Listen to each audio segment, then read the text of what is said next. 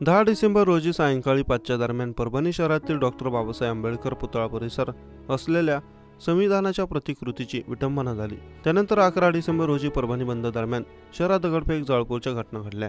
या पार्श्वभूमीवर परभणी पोलिसांनी लाठीचार्ज केला आणि दगडफेक करणाऱ्यांवर गुन्हे दाखल करून ताब्यात घेतला।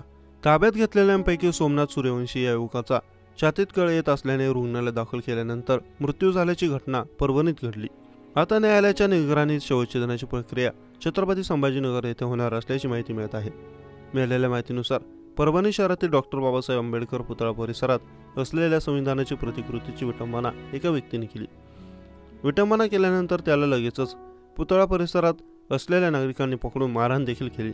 विटंबना झाल्याची वार्ता शहरभर पसरल्यानंतर आंबेडकर आणि पुतळा परिसरात मोठ्या संख्येने नागरिक जमा झाले। यावेळी त्यांनी रस्ता रोको आंदोलन तसेच रेल रोको आंदोलन केले।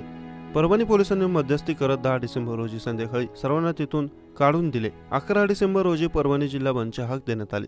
सकाळपासून सर्व व्यापाऱ्यांनी आपली प्रतिष्ठाने बंद ठेवली होती। दुपारी 12 वाजेपर्यंत हा बंद व्यवस्थित सुरू असताना 12 नंतर मात्र या बंदला चांगलाच गालबोट लागला।